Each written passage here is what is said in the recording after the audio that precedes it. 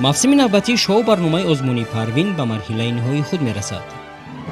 пас аз баргузории қисмати финалӣ, ширкату пешниҳоди маҳорати 23 нафар беҳтаринҳо дар се жанр ва баҳогузории доварон ғолибони мавсими имсолаи лоиҳа муайян гардиданд. дар жанри вокал нафарони зерин аз доварон баҳои нисбатан баландтар гирифта ба ғолибият мушарраф шуданд. Фараҳноз Шарафова, Қурбонали Расулов, Фархунда Ғайбуллоева, Сарвиноз Холова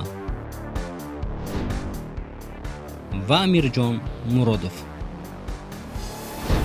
дар жанри навозиш иштирокчиёни зерин нисбатан беҳтар баромад намуда ғолиби мавсими имсолаи лоиҳа гардиданд. Садоятхон Ҳамроева, Муҳаммаҷон Ниёзов, Шукрулло Шамсзода,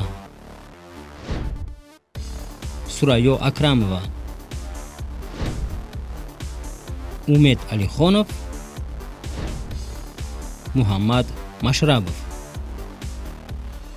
дар жанри хореография иштирокчиёни зерин бо пешниҳоди маҳорат тавонистанд ба ғолибият сазовор гарданд.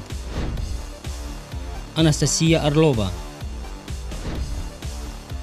Мунира Нарзуллоева, Шукрона Қарахонова, Диёра Файзиева, Манижа Салимова.